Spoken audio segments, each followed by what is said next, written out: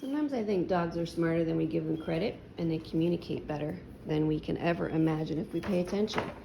So little Lunchbox is fine going in his crate, no problem. Rests, everything nice, gets a treat. He could play this game all day. But when I shut it, and you get that awful sound of being locked up, we can see small agitation occur. Let me out, let me out, let me out, open the door. So what I'm going to do is I'm going to feed him in a pretty slow but steady interval through the year until the agitation goes away and I get the same happy behavior.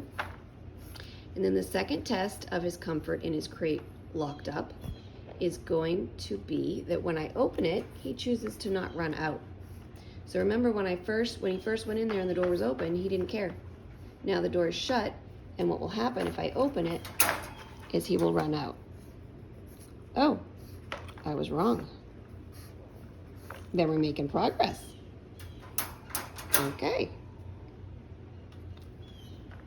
So that head, I call it a flick off. I don't know what it's actually called. That's a flick off.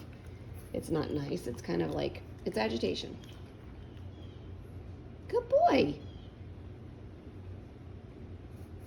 I pause between treats because I want to see if he'll offer me something better, like a down, or if he stops doing that. And I want to be sure that I only reward calmness, not agitation. Good boy.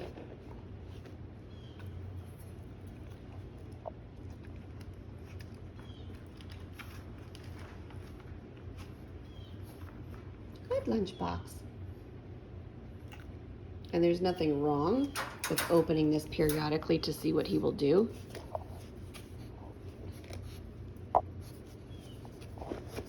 Gimme, gimme, gimme. When crate training is done correctly, dogs love it and they hop in there happily because we're not really asking for very much. We're just saying hop in there. So like if you asked me to go to my bed, I'd go, no problem, anytime you want me to. If you see reluctance, you have a problem. And it's usually because we just have not taken the time to fully acclimate the dog. Okay, the difference between this bed and my bed is it's a cage and he gets locked up without a choice. That's negative, guys. So we have to counteract it by doing a lot of positive stuff with it. And frankly, here's a little tough love for you. If you don't have time to do this, you may not want to get a puppy, because otherwise you have a lot of problems if you don't do it correctly. Good boy.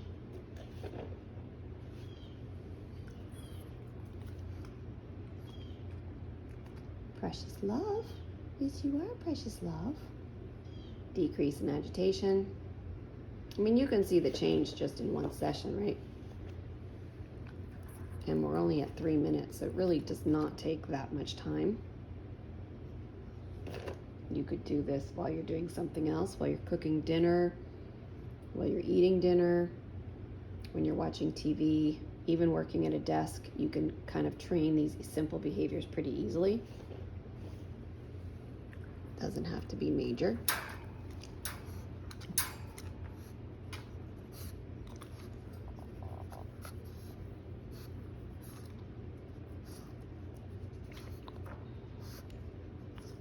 He can always choose to walk away if he wants to. I'm not forcing anything. I didn't even ask him to go in. I just came over to the crate.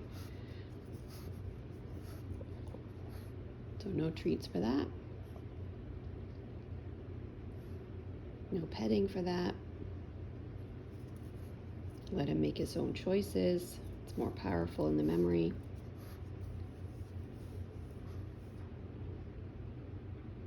Let him think.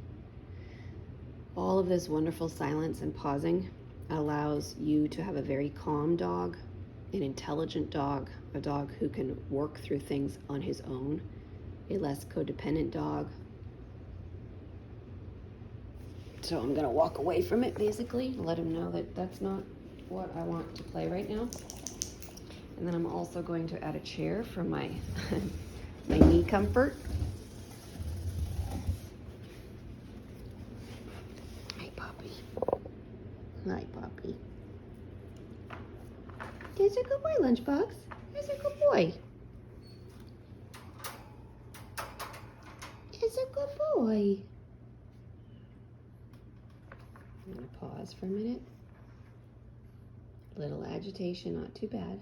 It's a good boy, Lunchbox. I'm right here. Yeah. So you would acclimate him right near you first, and then you could move around, and you would start spreading out the intervals with the treats longer and longer, and then you would start leaving him alone, all that kind of stuff. It's also really important that when you do return to him, you don't let him out when he's agitated. Let him learn to calm down and then get out. That's really good. That's really good. The easiest time to crate train a dog is at night when he's already tired. Second is during the day near you when he's already tired. And third is through actively playing games like this. Puppies take time. Yes, they do. Puppies take time. It's a good boy, Lunchbox. I'm going to push now. I'm not going to treat him for a bit until he lays down. If you always think about calmness before any other behavior, you will have an amazing dog. So calmness to me looks like being quiet, sitting or laying, not wiggling, moving, all those things. Whenever a treat goes in a mouth for calmness, we're training calmness. Yes, we are.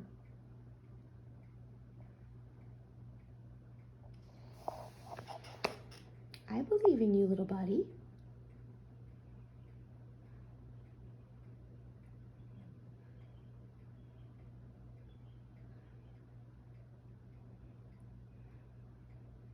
You break down crate training into its actual components. It's teaching the dog to go in on his own, which means that we don't pick him up and shove him in or lock him in, but we ask him to go in. The second thing is building duration, the time that he can tolerate being calm in the crate. And the third thing is distractions around the crate. And then the fourth thing is, can he be alone in the crate and for how long? And if you really think about it, that's quite a lot for a puppy to learn. And we need to be patient and make sure that we've taught all the lessons that he needs. There's a little sigh, which usually comes right before this. He's going down, everybody. He's going down. We're at just about almost 8 minutes of crate training now.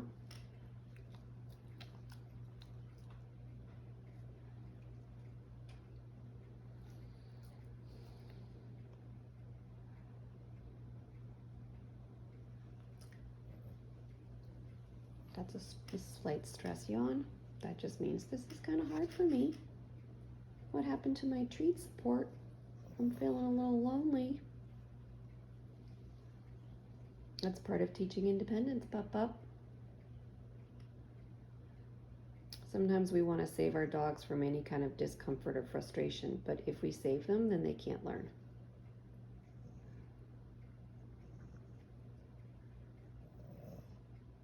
I believe in you.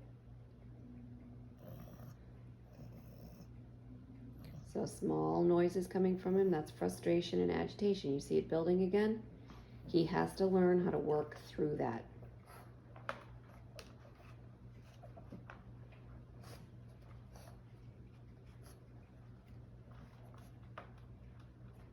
Good boy.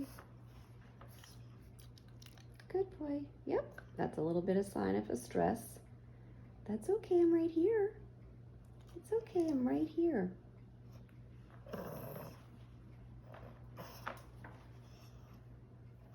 Good boy.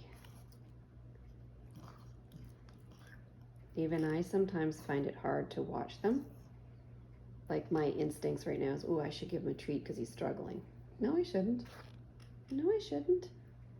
I'm still here supporting you. I'm here talking to you. I'm looking at you. You have lots of support.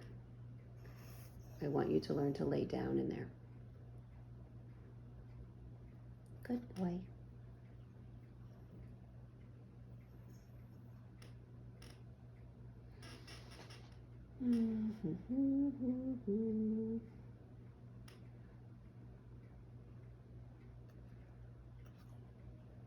You got this, baby.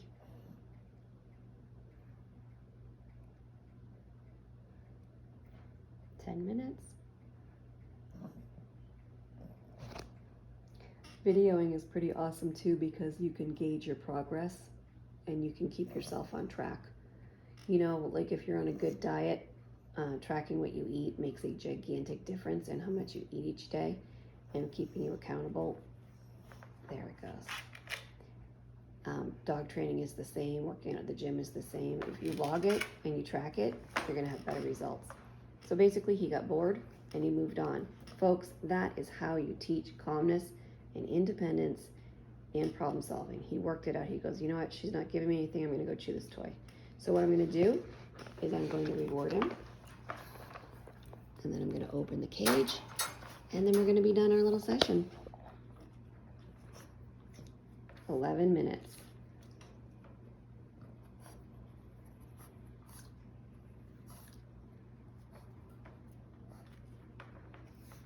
Good boy.